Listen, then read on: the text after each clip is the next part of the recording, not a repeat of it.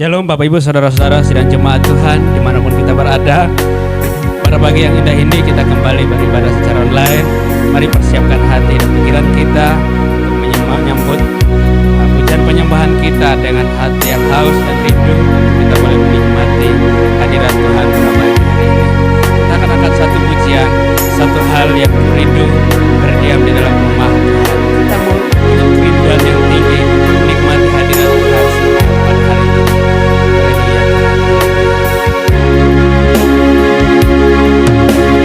Satu hal yang ku rindu, berdiam di dalam rumah-Mu. Satu hal yang ku pinta, menikmati bait-Mu Tuhan. Kita akan mulai dari awal. Satu hal yang ku rindu, berdiam di dalam rumah. Satu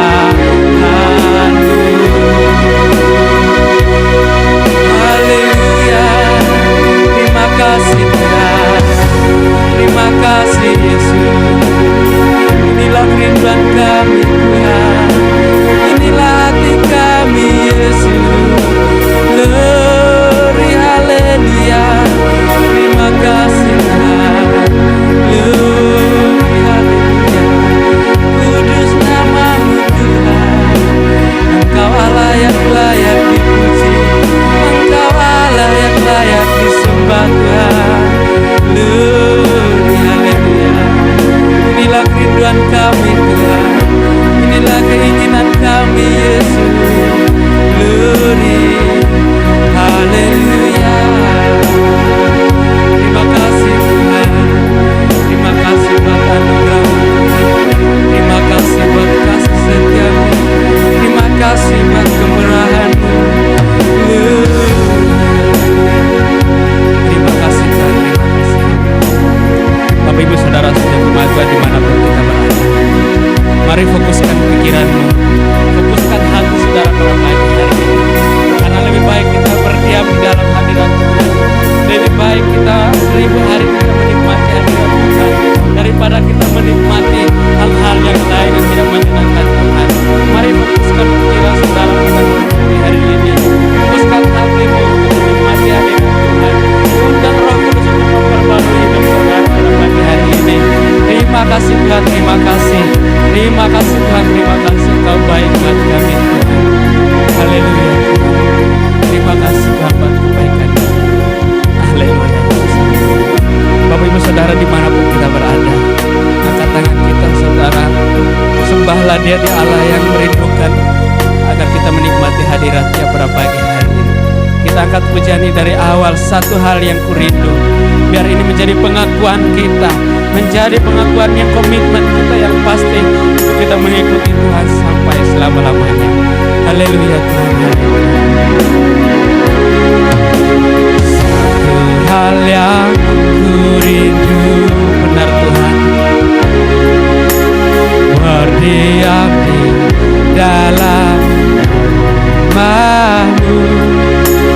Satu hal yang ku minta, menikmati bait-Mu, menikmati bait-Mu Tuhan. Katakan satu hal yang ku rindu,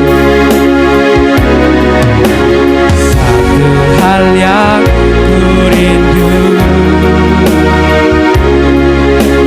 berdiam di dalam rumah-Mu. Satu hal yang ku pinta, menikmati bait-Mu Tuhan. Katakan lebih baik, lebih baik satu hari di belantara-Mu daripada 1000 hari, daripada 1000 hari di tempat lain. Memuji-Mu, menyembah-Mu,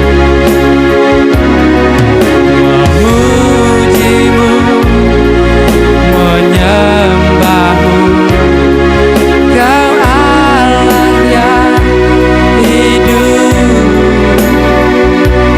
dan menikmati semua kemurahan-Mu. Memuji-Mu, menyembah-Mu Tuhan. Memuji-Mu, menyembah-Mu. Kau Allah yang hidup dan menikmati semua kemurahan-Mu, dan menikmati dan menikmati semua kemurahan-Mu, dan menikmati semua kemurahan, dan menikmati semua kemurahan-Mu. Terima kasih Tuhan, ini kerinduan kami. Inilah keinginan kami menikmati hadirat-Mu pada pagi hari ini. Terima kasih Tuhan, terima kasih. Saya mengundang Bapak Agus, Bapak akan membuka ibadah online kita pada pagi hari ini.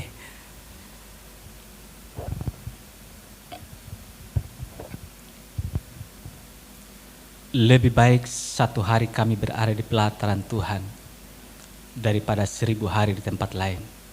Kami menyia-nyiakan waktu kami, tetapi pagi hari ini Tuhan, kami boleh berada di hadirat Tuhan untuk menikmati hadirat Tuhan, menikmati kuasa Tuhan.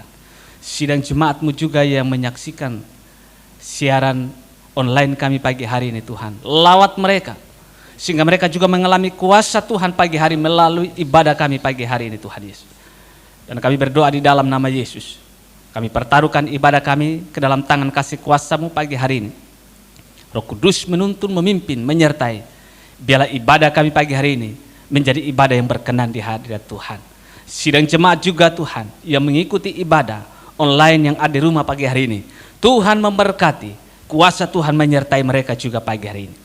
Kami berdoa, kami tabiskan ibadah kami pagi hari ini di dalam tangan kasih kuasa-Mu. Kiranya itu boleh jadi di dalam nama Bapa, Putra dan Roh Kudus, Allah Tritunggal, Allah yang memberkati kami semua. Haleluya, amin. Baik, puji nama Tuhan, kita kembali bersukacita memuji dan memuliakan nama Tuhan. Kita angkat satu pujian, sukacita kita ada kuasa dalam namanya. Kita percaya di dalam nama itu ada kuasa yang begitu besar. Mari kita bersukacita memuji dan memuliakan nama Tuhan. Haleluya.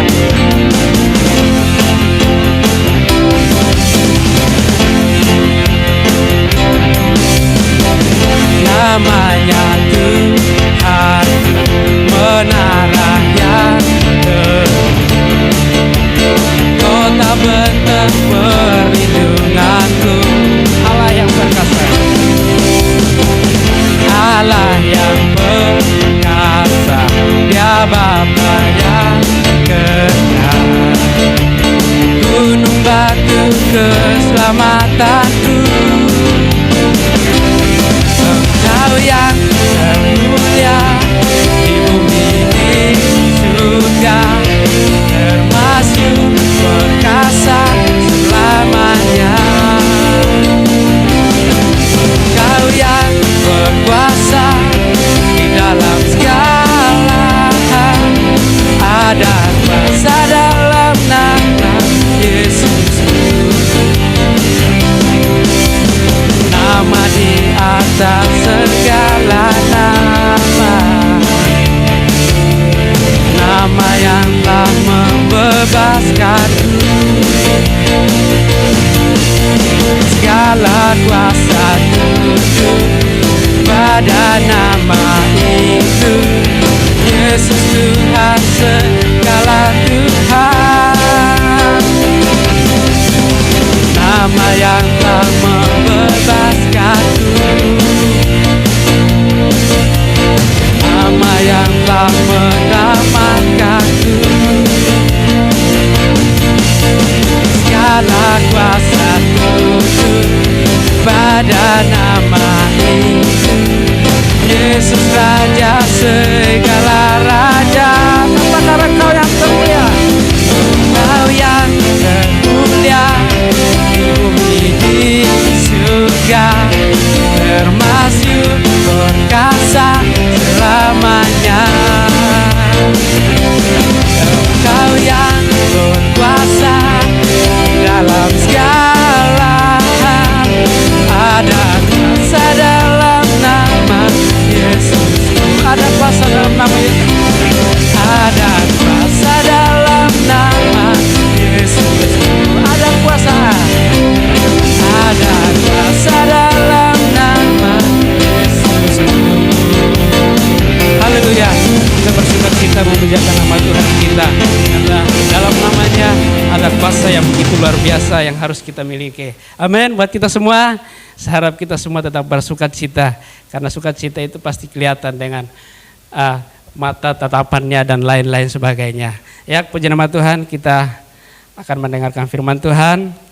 Mari persiapkan hati kita, Alkitab kita, untuk kita boleh mendengarkan firman Tuhan. Sebelum kita akan mendengar, kita berdoa minta Tuhan memberikan kita daya ingat yang kuat, pemahaman yang kuat, supaya kita bisa mampu mengerti firman Tuhan pada pagi hari ini. Kita berdoa. Bapa di surga, kami bersyukur, berterima kasih buat kasih setia dan anugerah-Mu. Kau begitu besar kasih-Mu buat kami Tuhan. Pada pagi hari ini kami boleh kembali beribadah secara online. Kami yakin dan percaya tidak mengurangi sukacita semangat kami ketika kami boleh berserah hanya kepada-Mu Tuhan. Terima kasih Tuhan.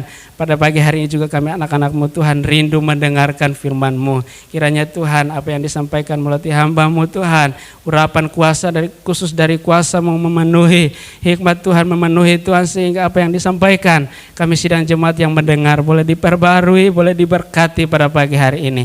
Cara-cara iblis yang tidak senang Tuhan hendak mengganggu pemberitaan firman pada pagi hari ini, kami sepakat Tuhan Yesus, kami tolak di dalam nama Yesus. Biarlah pemberitaan firman boleh pada pagi hari ini berjalan dengan baik Tuhan. Terima kasih Tuhan, ini doa dan harapan kami. Hanya di dalam nama Yesus kami siap mendengarkan firman-Mu. Haleluya, amin. Baik, puji nama Tuhan, kita akan masuk dalam pemberitaan firman Tuhan. Saya juga memastikan jemaat yang menyaksikan siaran online juga di rumah sudah mempersiapkan dari tadi ya. Bacaan Alkitabnya sudah di depan dan pastikan itu untuk dibuka, dibaca, direnungkan bersama dengan kami yang dari tempat ini. Bapak juga, Ibu juga diberkati oleh firman Tuhan. Baik, kita akan lihat firman Tuhan di dalam kitab Yohanes pasalnya yang ke-9, ayat yang pertama sampai dengan ayatnya yang ke-12. Saya akan bacakan buat kita pagi hari ini. Dalam Injil Yohanes pasal yang ke-9, ayat pertama dan ayatnya yang ke-12. Orang yang buta sejak lahir.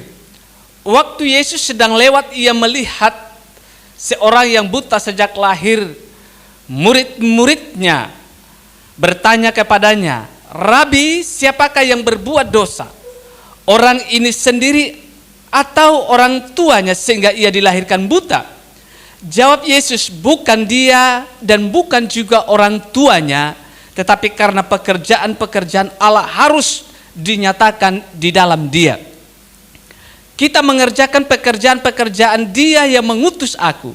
Selama masih siang akan datang malam, di mana tidak ada seorang pun yang dapat bekerja. Selama aku di dalam dunia, akulah terang dunia." Setelah ia mengatakan semuanya itu, ia meludah ke tanah dan mengaduk ludahnya itu dengan tanah, lalu mengoleskan pada mata orang buta tadi dan berkata kepadanya, "Pergilah, basuhlah dirimu dalam kolam Siloam." Siloam artinya yang diutus. Maka pergilah orang itu, membasuh dirinya, lalu kembali dengan matanya sudah melek. Tetapi tetangga-tetangganya dan mereka yang dahulu mengenal sebagai pengemis berkata, "Bukankah dia ini yang selalu mengemis?" Ada yang berkata, "Benar, dialah ini." Ada pula berkata, "Bukan, tetapi ia serupa dengan dia."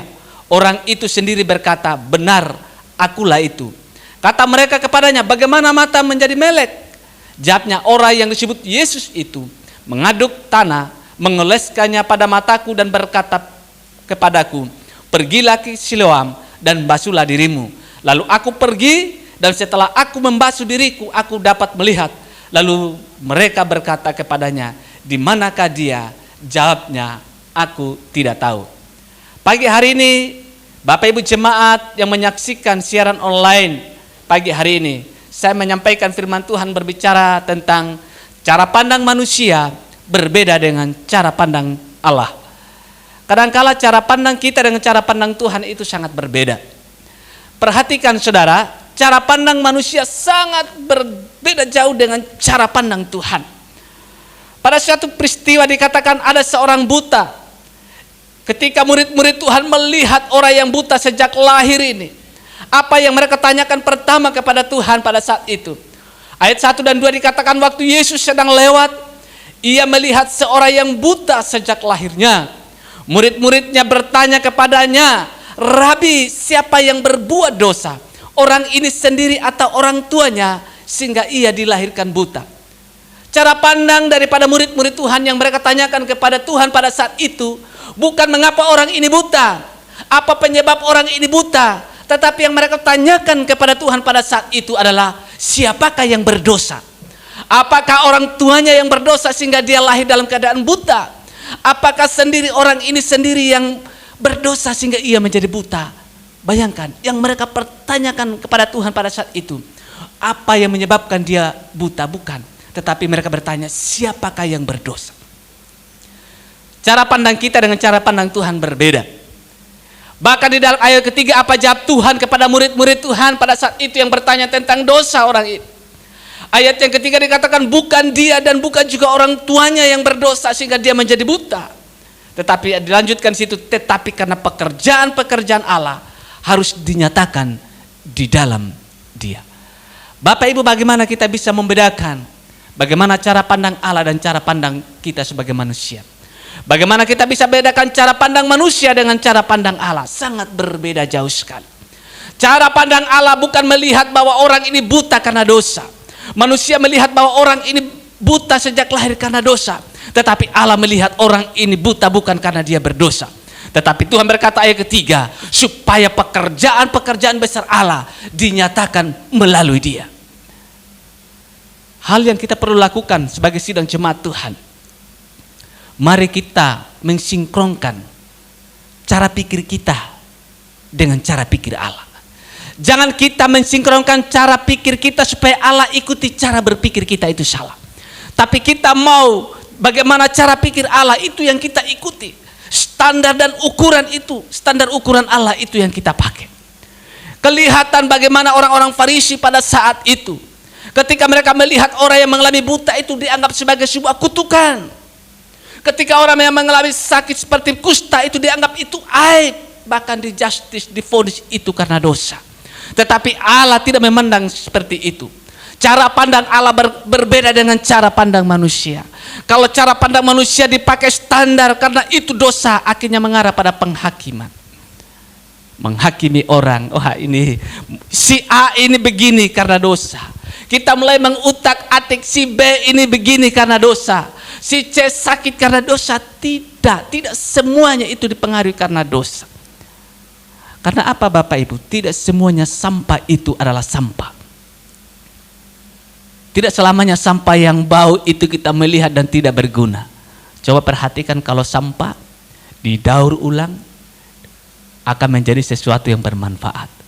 Kalau sampah itu benar-benar walaupun bau, walaupun kotor, walaupun jijik, tidak selamanya itu tidak bermanfaat. Tapi kalau ada di tangan seorang ahli yang bisa mengubah sampah itu menjadi sesuatu yang bermanfaat, menjadi pupuk, bisa untuk menyuburkan tanaman dan lain sebagainya. Cara pandang murid-murid Tuhan adalah cara pandang Farisi pada saat itu. Kita tahu bersama ketika Ayub jatuh dalam dosa. Wah, luar biasa. Sahabat-sahabat Ayub datang kepada Ayub bukan untuk menghibur, malahan untuk menghakimi Ayub dan berkata, ini karena dosamu Ayub sehingga anak-anakmu menjadi korban. Ini karena dosamu Ayub sehingga harta bendamu hilang dalam sekejap. Ini karena dosamu Ayub sehingga jati dirimu itu hilang karena sakit penyakit. Luar biasa. Bahkan banyak hal di dalam firman Tuhan ketika seorang perempuan yang kedapatan berzina, mereka mencoba untuk menjebak Tuhan. Perempuan itu ditempatkan di depan Yesus pada saat itu. Dan mereka mulai bertanya kepada Yesus, Guru, menurut aturan hukum Taurat yang berlaku dalam tradisi orang Yahudi, orang yang kedapatan berzina hukumannya adalah dirajang dengan batu sampai mati. Apa kata Tuhan kepada mereka pada saat itu? Oke, kalau memang itu kata hukum Taurat, saya mau mengajukan satu pertanyaan pada hari ini. Siapa di antara kamu yang hadir yang menghakimi perempuan ini yang tidak pernah melakukan dosa? Silakan orang pertamalah yang mengambil batu dan merajang orang ini dengan batu sampai mati. Apa yang terjadi? Satu persatu, orang yang tadinya dengan begitu semangat hendak membunuh perempuan yang kedapatan berzina ini, satu persatu mereka meninggalkan perempuan itu dengan Yesus dan tidak mereka melakukan sesuatu apa-apa. Karena apa? Yesus menantang mereka, siapa di antara kamu yang merasa dirinya tidak berdosa, silakan. Kenapa Tuhan tidak menghakimi pada saat itu? Itulah cara pandang Tuhan. Hari ini cara pandang kita sebagai manusia berbeda dengan cara pandang Allah. Manusia selalu melihat bahwa itu dosa.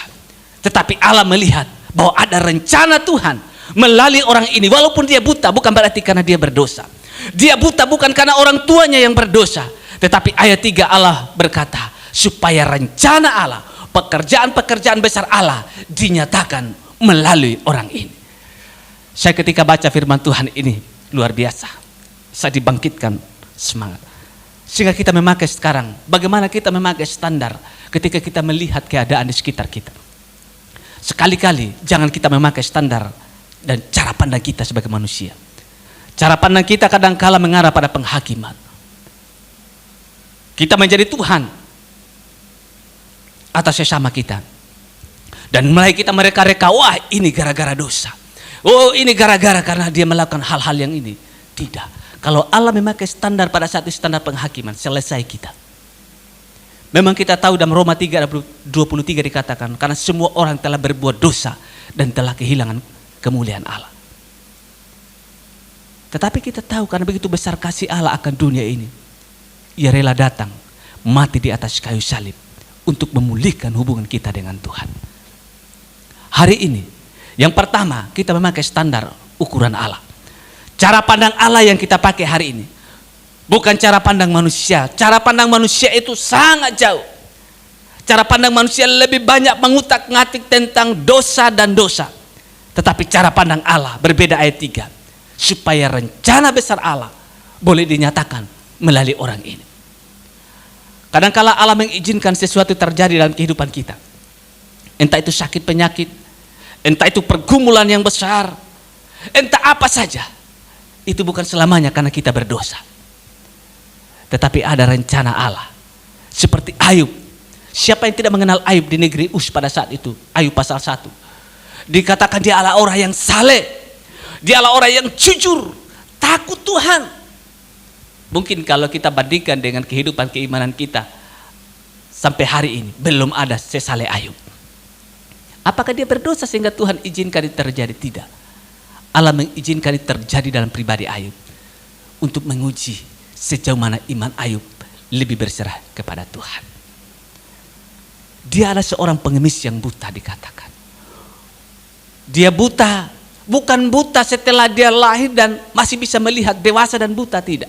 Mungkin kalau dia lahir dalam keadaan normal dan ketika dia dewasa dan dia baru buta, mungkin kita berpikir mungkin karena orang ini ya mungkin banyak melihat. Kalau mungkin zaman sekarang kita bisa berpikir bahwa mungkin sering banyak lihat nonton YouTube sehingga dia matanya buta, mungkin ya. Atau mungkin kurang makan sayur sehingga orang ini menjadi buta, mungkin. Tetapi dalam firman Tuhan sudah dicatat dari sononya, dari rahim ibunya, orang ini sudah buta. Lahir pada saat itu sudah matanya tidak melihat. Apakah di dalam rahim ibu ketika kita berpikir bagaimana dia bisa berbuat dosa di dalam rahim ibunya? Memang kita tahu bahwa memang ada dosa-dosa warisan dari leluhur kita, Adam dan Hawa. Tetapi apakah ini dipengaruhi karena dosa? Tidak. Itulah. Sehingga pada pagi hari ini Bapak Ibu jemaat Tuhan yang menyaksikan ini, ketika kita melihat, mari kita pakai standar dan ukuran Allah. Kita pakai cara pandang Allah dalam kehidupan kita. Bahwa segala sesuatu ada rencana besar Allah di dalam setiap kehidupan kita. Kalau itu sakit ada rencana Allah, tapi jangan sekali-kali mencobai Tuhan. Supaya saya melihat rencana Allah dan itu kita melanggar sesuatu yang bertentangan dengan firman Tuhan. Ada satu hari, ada sebuah cerita, ada seorang yang datang kepada seorang pendeta. Dia tantang pendetanya dan berkata, "Pak Pendeta, saya baca firman Tuhan. Firman Tuhan mengatakan bahwa ketika kita minum racun maut, kita tidak akan mati. Ketika kita digigit kalajengking, kita tidak akan mati. Kita digigit ular, kita tidak akan mati." Dia tantang Pak Pendetanya, "Pak Pendeta, saya bisa ikut Tuhan. Saya masuk agamanya Pak Pendeta. Jikalau hari ini Pak Pendeta saya kasihkan racun dan Pak Pendetanya minum. Dan kalau Pak Pendeta tidak mati, saya ikut Tuhan.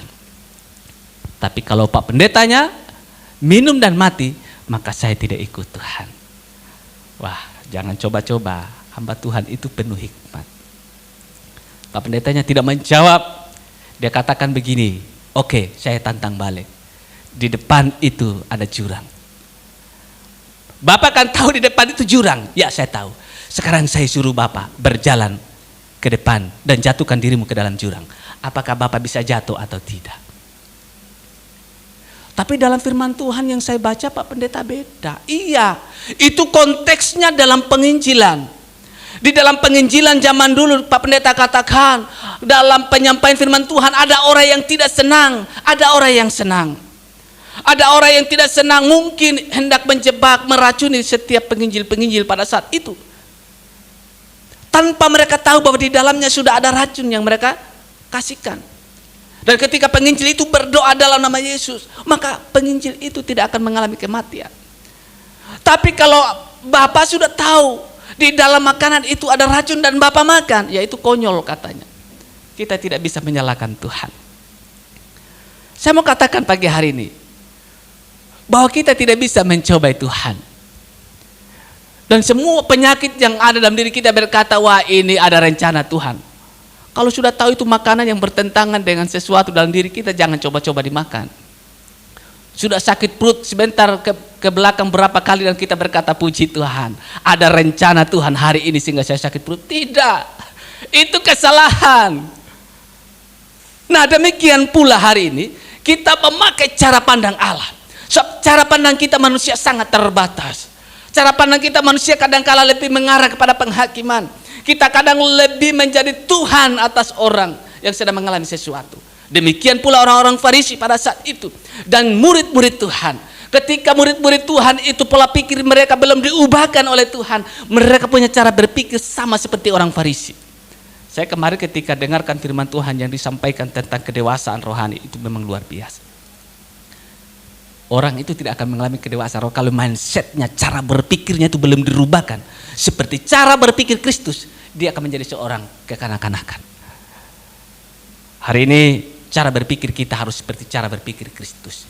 Cara pandang kita harus sama seperti cara pandang Kristus. Sehingga kita sejalan dengan cara berpikir Kristus. Apa yang kita lihat, bukan itu karena dosa. Yesus saja tidak menghakimi itu dosa. Tapi Tuhan berkata ada rencana Tuhan yang luar biasa. Yang kedua, kita perhatikan di dalam ayat selanjutnya, ayat 6, saya bacakan begitu. Setelah ia mengatakan semuanya itu, apa yang dikatakan oleh Tuhan? Ia meludah ke tanah, mengaduk ludahnya itu dengan tanah, mengoleskannya pada mata orang buta tadi. Dan berkata kepadanya, pergilah, basuhlah dirimu ke dalam kolam Siloam. Siloam yang artinya diutus. Apa yang terjadi? Kalau cara pandang manusia sudah melihat itu, apa yang terjadi? Hanya sebatas di bibir saya dan berkata kasihan ya. Sudah dilihat, wah ini orang begini karena dosa. Murid-murid Tuhan pada saat itu ketika suatu hari orang ini sudah buta, dia mengharapkan belas kasihan orang yang lewat, dia mengemis, meminta-minta. Dan mereka mulai berkata, ya memang itu sudah hukumanmu. Karena dosamu lah maka engkau akan menjadi seorang pengemis. Karena cara berpikir mereka belum diubahkan oleh Tuhan. Tetapi cara pandang Tuhan berbeda. Yang kedua saudaraku, dia tahu ini ada rencana Allah. Ada rencana Bapa yang harus dikerjakan oleh Tuhan sebagai anak pada saat itu ketika dia ada di dunia. Apa yang terjadi? Dia panggil orang buta itu. Dia jamah matanya. Dia mengaduk-aduk ludah di tanah. Dia campurkan ke tanah. Setelah itu tanah yang sudah bercampur dengan air ludahnya, dia oleskan itu di atas matanya. Dan orang itu mengalami sesuatu yang luar biasa. Cara pandang Allah bukan pada penghakiman. Bukan hanya sebatas ucapan belaka. Bukan hanya sebatas di bibir. Kalau orang-orang yang belum hidup dalam Tuhan itu sebatas kasihan. Dengar si A mengalami sesuatu, kasihan ya. Dengar si B mengalami sesuatu, ya kasihan. Waduh, kasihan. Tetapi Allah tidak sebatas kasihan. Ketika Allah melihat orang yang lumpuh, ada rasa empati yang dalam dari hati. Tidak hanya melihat dan berkata kasihan, tetapi ia lakukan sesuatu. Karena itu ada rencana Tuhan yang dia harus kerjakan. Dia panggil orang buta itu dan dia jamah matanya pada saat itu. Hal yang kita harus lakukan juga dalam kehidupan kita sebagai orang percaya. Sidang jemaat Tuhan yang hari ini menyaksikan siaran online dari tempat ini. kita harus memiliki rasa empati seperti rasa empati yang dimiliki oleh Tuhan. Belas kasih sayang Tuhan tidak sekedar hanya sebagai ucapan belaka, tapi ada sebuah tindakan nyata yang dia kerjakan. Karena dia tahu orang buta ini ada rencana Bapa yang perlu dilakukan. Makanya kalau kita memahami sesuatu cara pandang Allah, maka kita akan melihat, wah, ini ada rencana Tuhan. Bagaimana caranya kita mengerjakan rencana Tuhan? Kita datang doakan dia. Wah, orang ini mengalami sesuatu, kita doakan, ada rencana Tuhan. Kita datang, tumpang tangan, doakan dalam nama Yesus. Apapun yang terjadi, itu adalah rencana Tuhan. Kita ini kan hanya memakai bagaimana kita mengikuti apa yang Tuhan perintahkan buat kita. Cara pandang Tuhan itu berbeda sekali dengan cara pandang kita sebagai manusia. Cara pandang Tuhan itu lebih mengarah kepada rasa empati, turut merasakan. Dia hadir di dalam keberadaan orang itu. Bukan berarti dia buta dan kita juga ikut buta, tidak. Bagaimana kita rasa empati kita itu, kita hadir di sana.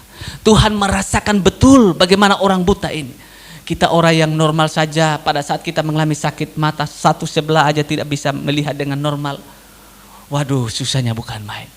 Apalagi dua-duanya ini tidak bisa melihat. Kita tidak melihat karya Allah besar yang luar biasa. Apalagi dia ini luar biasa. Sejak dari lahir tidak melihat seperti apakah binatang, seperti apa semut. Tapi kadangkala Tuhan itu adil. Ada orang yang mengalami keterbatasan fisik memiliki sebuah kelebihan yang tidak dimiliki oleh orang-orang yang normal seperti kita. Walaupun dari sini dia bisa jalan ke Cakra, dia bisa tahu jalan itu. Disuruh pergi ke mall, dia bisa tahu mall itu ada posisi di mana. Itulah cara Tuhan ya. Allah memberikan kelebihan khusus buat mereka. Tetapi hari ini yang saya mau sampaikan buat kita, cara pandang Allah yang kedua, kita harus mengerjakan pekerjaan Bapa dengan rasa empati yang mendalam. Tidak sebatas dengan ucapan belaka, tapi sebuah tindakan yang nyata. Dia panggil orang buta itu, dia jamah matanya. Dan pada saat itu ada sesuatu yang terjadi. Karena Tuhan sudah berkata, melalui kebutaan orang ini, ada rencana Allah atas orang ini. Wah, saya coba bayangkan ketika orang ini melihat, bagaimana sukacitanya luar biasa. Saya coba membayangkan ketika orang mengalami pemulihan Tuhan. Bagaimana orang ini mengalami sesuatu yang luar biasa sukacita. Wah, mungkin dia menari-nari di hadapan Tuhan. Orang-orang yang melihat dia juga akan turut merasakan. Nanti kita lihat poin yang ketiga, bagaimana respon orang-orang di sekeliling dia. Tapi yang pasti saya mau katakan pagi hari ini, cara pandang kita dengan cara pandang Allah berbeda. Cara pandang yang kedua, milikilah rasa empati seperti rasa empati yang dimiliki oleh Kristus, disertai dengan sebuah tindakan nyata. Dia kerjakan pekerjaan Bapa itu. Yang ketiga, kita melihat ayat selanjutnya.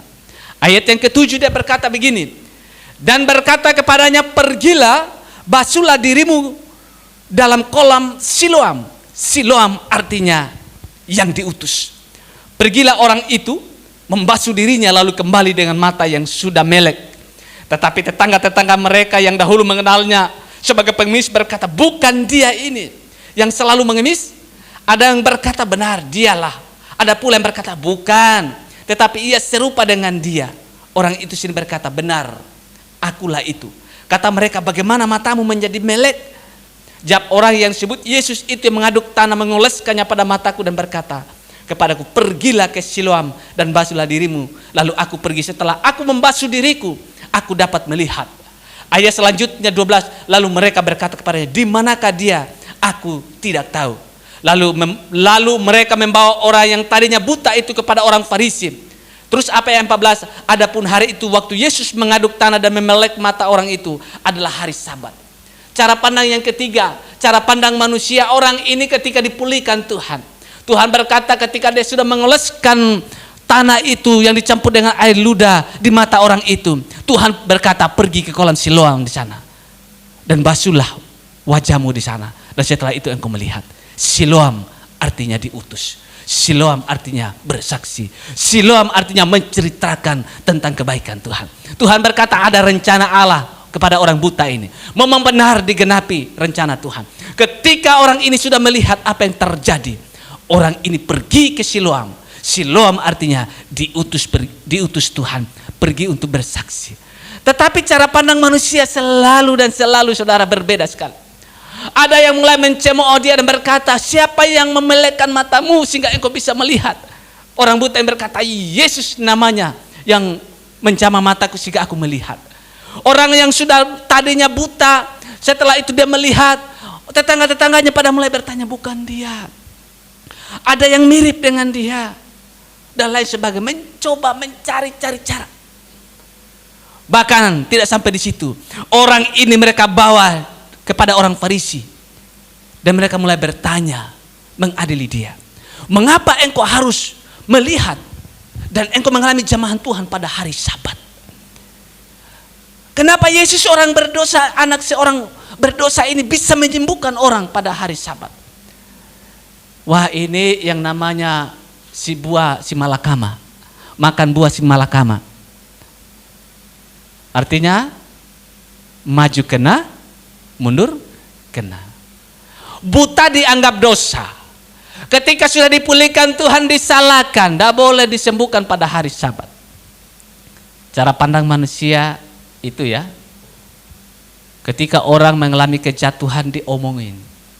Wah, hakim mulai berjalan. Wah, ini orang pengaruh berdosa makanya dia hancur. Wah, orang ini karena berdosa sehingga ia sakit. Wah, orang ini berdosa sehingga ia mengalami sesuatu yang luar biasa. Ketika orang itu bangkit dipulihkan, mulai lagi omongin.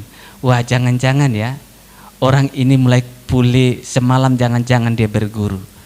Jangan-jangan dia pakai ilmu babi ngepet ya. Wah, ini mulai jatuh diomongin, bangkit pun diomongin. Orang yang buta tadi begitu juga dia alami. Ketika dia buta dikatakan berdosa sehingga dia buta. Ketika dipulihkan Tuhan, banyak orang yang tidak menerima. Siapa mereka? Orang-orang Farisi. Orang-orang ahli Taurat yang katanya hebat dari sisi ahli Taurat. Tentang hukum Taurat. Wah, bayangkan. Selalu memakai firman Tuhan. Hukum Taurat itu bukan standar untuk menggiring orang percaya Tuhan, tetapi memakai hukum Taurat ini sebagai standar untuk menghakimi orang. Nah, akhir-akhir ini terjadi hukum Taurat itu diputarbalikkan. Firman Tuhan begitu. Kita ini firman Tuhan kita pakai sebagai standar ukuran keimanan kita sebagai orang percaya. Bukan kita pakai untuk menghakimi orang. Apalagi ketika melihat ada tertulis, ya dosa harus diselesaikan. Kalau dosa kita tegur, itu salah. Bertentangan dengan firman Tuhan. Tetapi yang mana dulu? Orang yang buta tadi demikian. Wah, yang lain bersuka cita, puji Tuhan. Itu yang dewasa imannya, yang sudah dewasa dalam karakter. Puji Tuhan. Kamu yang tadinya tidak bisa melihat, sekarang kamu melihat. Puji Tuhan, Tuhan dipermuliakan. Tetapi ada orang yang saudara, dia hidup dalam hukum Taurat. Dia lihat orang bangun, dia lihat orang bangkit kembali. Kok kamu bisa melihat? Kenapa? Wah, seharusnya kamu gak boleh melihat dulu. Harus lewat hari Sabat baru kamu bisa melihat. Tetapi cara pandang Tuhan berbeda. Tuhan berkata begini saja. Sekarang saya utus kamu pergi keluar dan saksikan itu kepada semua orang. Melalui kesaksianmu biar banyak orang juga mengalami pemulihan Tuhan. Itulah cara pandang Tuhan. Cara pandang Tuhan itu sangat positif. Membangun. Cara pandang Tuhan itu memberikan semangat motivasi. Tapi cara pandang manusia itu berbeda. 3 hal ini pagi hari ini sidang jemaat yang ada di rumah. Mari sekarang kita memakai cara pandang siapa? Cara pandang kita sebagai manusia atau cara pandang Tuhan? Jangan kita mau menarik cara pandang kita supaya Tuhan ikuti cara pandang kita. Tidak. Tetapi kita mengikuti cara pandang Tuhan. Tidak selamanya seperti orang buta ini, buta karena dosa. Dan buta karena dosa orang tuanya, tidak. Tetapi ada rencana dan maksud Allah yang besar yang harus dikerjakan. Yang kedua, orang yang buta ini saudaraku sejak lahir dijamah Tuhan. Karena Tuhan, cara pandang Tuhan berbeda. Dia tahu ini ada maksud Allah melalui kebutaan orang itu. Dan dia harus kerjakan. Ada rasa empati yang mendalam dari hatinya. Belas kasihan, tidak sekadar ucapan belaka. Tapi ada eksekusi langsung. Dia panggil orang itu, dia jamah matanya. Dan saat itu ia melihat. Dan yang ketiga, cara pandang Tuhan berbeda. Kalau manusia orang itu dipulihkan, Tuhan diomongin. Kalau manusia orang itu yang buta dipulihkan, Tuhan mulai mereka berkata ini hari Sabat tidak boleh ada mujizat terjadi. Kalau cara pandang manusia itu berbeda, nggak boleh, Yesus itu anak orang berdosa, nggak bisa buat mujizat. Tetapi cara pandang Allah berkata, sekarang pergi, saksikan itu kepada siapa saja. Siloam artinya diutus Allah. Pergi, keluar, menyaksikan kemurahan Tuhan. 3 hal ini, hari ini kita mau ikuti cara pandang Tuhan. Jangan cara pandang kita yang kita pakai sebagai standar. Akhirnya kita menjadi orang yang jauh dari Tuhan. Menjadi orang yang tidak lagi berkenan dengan Tuhan. Kita berdoa. Bapa Surgawi, pada kesempatan pagi hari ini, mungkin selama ini Bapak ketika kami melihat di sekeliling kami, melihat keberadaan sesama kami, melihat orang-orang yang ada di sekitar kami, kadangkala cara pandang kami yang kami pakai Bapak, standar dan ukuran kami. Seperti murid-murid Tuhan yang saat itu bukan bertanya kepada Tuhan, mengapa orang ini buta, bagaimana cara supaya orang ini bisa melihat kembali.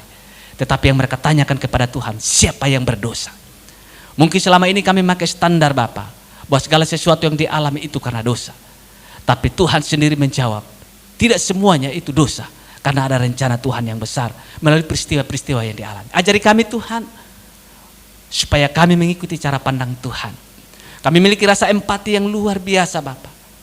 Tidak hanya sekadar ucapan, tapi ada tindakan nyata yang kami kerjakan. Karena itu ada rencana Tuhan di balik itu semuanya. Ajari kami Tuhan, ketika kami mengalami sesuatu dari Tuhan, kami keluar seperti seorang yang buta. Dia masuk ke dalam kolam Siloam, yang Siloam artinya diutus Allah. Kami pergi keluar menceritakan akan kebaikan Tuhan, menceritakan pengorbanan Tuhan, menceritakan tentang kemurahan Tuhan kepada orang-orang di sekitar kami. Terima kasih Bapa di surga. Pagi hari ini berdoa khusus buat sidang jemaat-Mu yang menyaksikan pemberitaan firman Tuhan secara online. Tuhan memberkati mereka. Tuhan jamah mereka. Tuhan rubah cara berpikir mereka. Ketika mereka menilai sesuatu yang ada di sekitar mereka, mereka memakai cara pandang Tuhan, bukan cara pandang mereka Bapak. Terpujilah nama Bapa di surga. Dalam nama Yesus firman Allah yang hidup pagi hari ini, kami sudah diberkati oleh kebenaran firman Tuhan. Haleluya. Amin. Baik, puji nama Tuhan, kita sudah diberkati oleh pemberitaan firman pada pagi hari ini. Yang diberkati di rumah masing-masing, salam kiri kanan semuanya. Ayo mari kita mempraktikkan firman Tuhan, mampu menyenangkan hati Tuhan. Baik, puji nama Tuhan, kita akan memberikan persembahan kita sebagai tanda ucap syukur kita kepada Tuhan. Sebelum kita akan memberi, mari kita berdoa. Bapa di surga, kami bersyukur, berterima kasih buat pada pagi hari ini Tuhan boleh memberikan kami kesempatan untuk kami boleh menikmati firman-Mu pada pagi hari ini. Kami bersyukur Tuhan buat firman-Mu yang begitu luar biasa, yang mampu menguatkan kami agar kami memandang segala sesuatu lewat sudut pandang-Mu Tuhan. Terima kasih Tuhan, tiba saatnya kami akan memberikan persembahan, berkati setiap rupiah-rupiah yang ada. Biarlah kami boleh memberi yang terbaik untuk kemuliaan nama-Mu Tuhan. Terima kasih Bapak, ini doa dan harapan kami, dalam nama Yesus kami berdoa. Haleluya, amin. Kita angkat pujian, bawalah persembahan kita kepada Tuhan.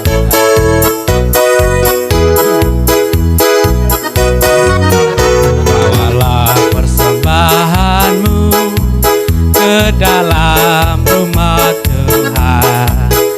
Terlebih baik memberi daripada menerima. Bawalah dengan sukacita, Tuhan akan memberkatimu di dalam pekerjaan dan setiap usahamu. Bawalah persembahanmu, bawalah persembahanmu ke dalam rumah Tuhan. Terlebih Lebih baik memberi daripada menerima. Berilah dengan sukacita, Tuhan akan memberkatimu di dalam pekerjaan dan setiap usahamu. Terima kasih buat persembahannya. Tuhan memberkati kita semua. Kita akan mengakhiri pada online kita. Kita angkat pujian, bagi Dia segala pujian.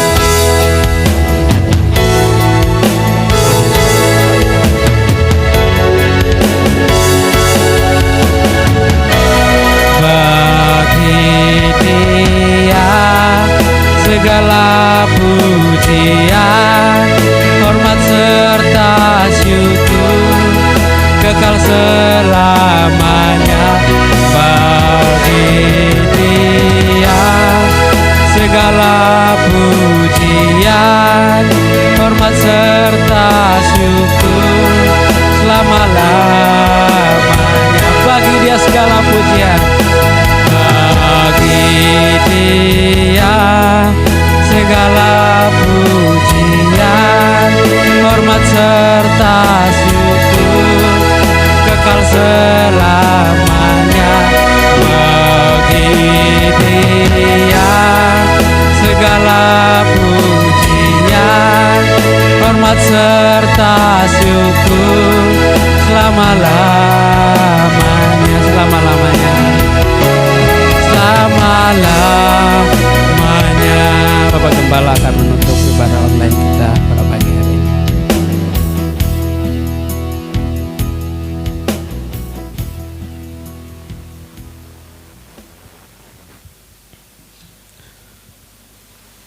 Benar Tuhan, bagimulah segala pujian, hormat dan kemuliaan Bapa. Karena tidak ada Allah lain yang layak dipuji disembah seperti kami lakukan pada pagi hari ini Bapa.